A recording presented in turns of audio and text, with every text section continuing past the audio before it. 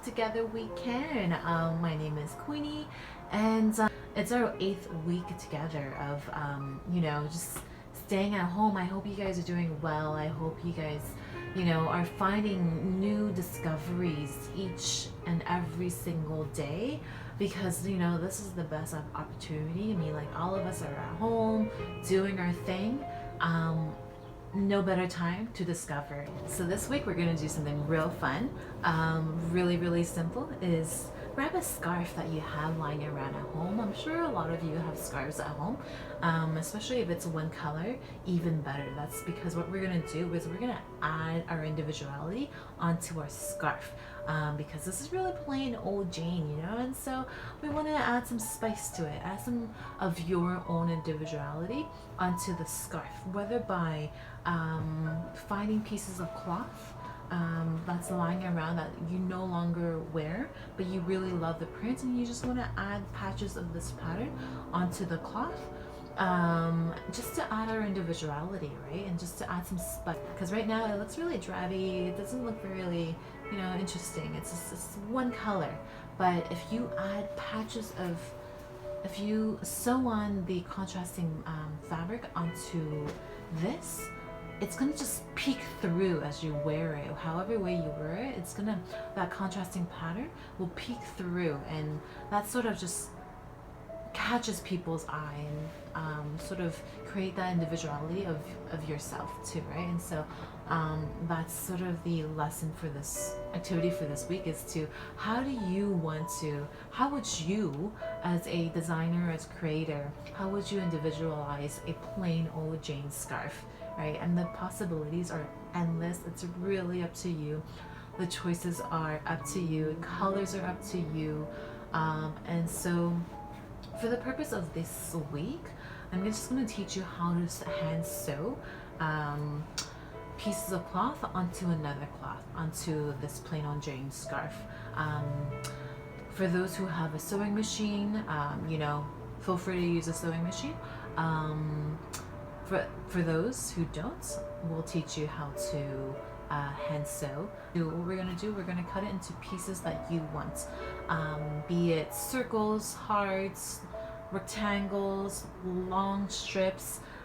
Personally, I'm going to go for long rectangles, however way, because I only have this much fabric available, so I'm going to be creative and trying to utilize portions of this piece of cloth, and we're going to find a way to place the rectangles onto the scarf, so that when I stitch it and then wear it, it just sits and flows, and it doesn't look very choppy.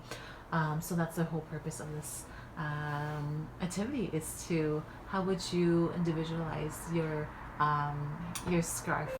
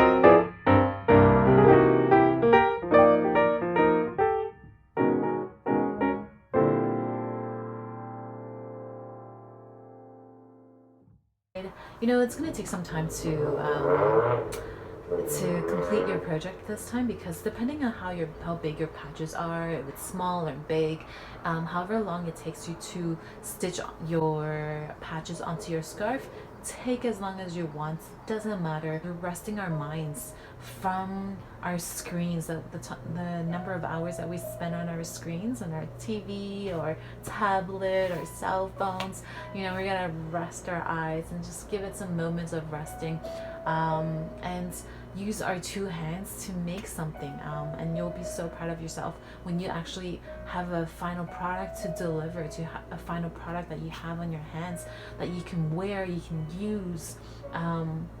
And so that's sort of like the inspiration, the creativity that I want to give to you guys this week, is to inspire that creativity, that tactile need to make something out of your own two hands. So last week was Mother's Day, and I want to take this opportunity to inspire children, to inspire your kids like yourself, to be inquisitive about your family's history. What was their childhood like? What were their memories? And so, child, if you don't have a mother figure within your family, whoever is your guardian, who's looking after you, could it be your aunt or uncle, or or foster parents, or adoptive parents, or group home parents. Like it doesn't matter. Whoever is your adult figure, go ahead and take that opportunity and be vulnerable and just be inquisitive and ask them what was their childhood like, what were their memories, and so because it's actually really interesting to hear about other people's families, about their childhood, how they grew up, because the more you know about them, the more closer you feel towards your guardian, towards your parents, because they're giving you a piece of their childhood, a piece of their memory to you as to keep.